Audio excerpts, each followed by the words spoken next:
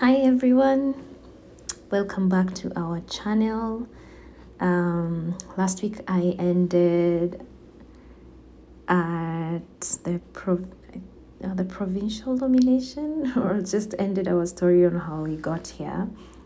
And then I promised to speak about Alberta nominee program, but I don't feel like I want to speak about that anymore.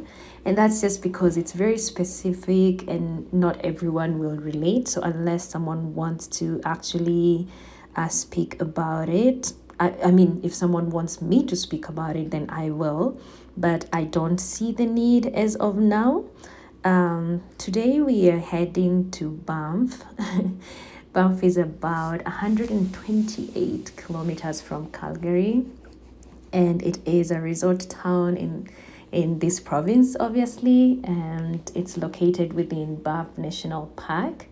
You can see the peaks of Mount Randall, Mount Cascade, part of the Rocky Mountains in the skyline. It's such a beautiful town. On the Banff Avenue, you will, like the main thoroughfare, you will see boutiques, restaurants, Churchill-style hotels, and souvenir shop. It's just a small, lovely little town that I like, but then there's just so much that you can do in Banff even if you're not going to downtown. But today we are going to downtown, and you can see amazing views as we drive along. I really love this drive. It's so scenic. It's amazing. Well, so I decided I'm just going to continue the story on how, so after we got our co-PR, which is confirmation of permanent residence, what did we do? So we were that time in Qatar, and that's where we'd been working. So then we had resigned already, and we traveled back home in Kenya, and then COVID happened. So we had our flights booked for April of 2020, and then COVID happened, and those we had a lockdown in Kenya, and there was no way we were gonna make that trip. And so we prayed and looked for ways to leave the country before our co-PR expired, which was supposed to be 16th of June of 2020. And by miracle, we did get a chartered flight. I just started communicating with the Canadian embassy in Kenya, and they were just so helpful. I couldn't believe that they were being so helpful, and we'd not even landed, but they helped us, and they kept sending emails on any charter flights that were available. This is downtown Banff. And so we got an Ethiopian Airlines flight for, like, I can't even quote the price, like it was not normal, but we were just so grateful that we were heading out finally before the expiry of our co-PR, and we had a horrid experience. I mean, I'm sure probably people have had better experience with Ethiopian Airlines, but I was not that girl, and oh my gosh, I hope I never have to fly them, or maybe I'll give them a benefit of a doubt, but no, not.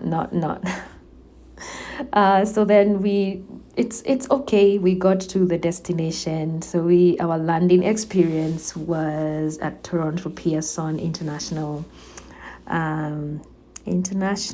Airport. Oh, look at that cute ice cream cart. So cute. Okay, and the landing experience was smooth, I would say. There was a lot of us. I think the entire airline was just full of immigrants, and so the queues at immigration were so long, but we finally got to get cleared and get the welcome to Canada from the officer, and it was so good.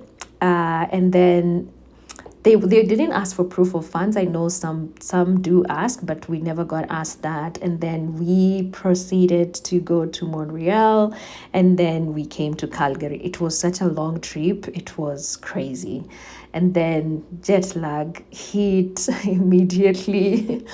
We had rented an Airbnb for 2 weeks because we had to quarantine, obviously.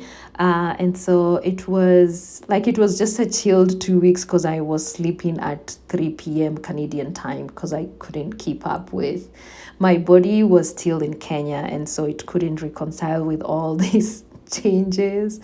And that time it was summer, so the sunsets were like around 10:30. First time to see that, by the way.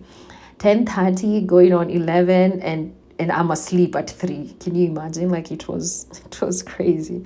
But after a week, my body adjusted and I got to enjoy summer. Whew, finally. And yeah, our Airbnb experience was pretty awesome. Our host was so gracious. Even when we couldn't go outside to buy food, he would send us food. He would order, and he was all the way in Vancouver. Like he was just amazing. It was just such a great first experience with Canadians.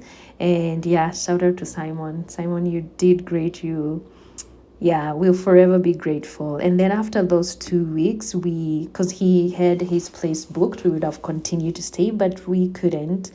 This is the view of Banff. Like, it doesn't get better than this when you're in Banff downtown. This is amazing.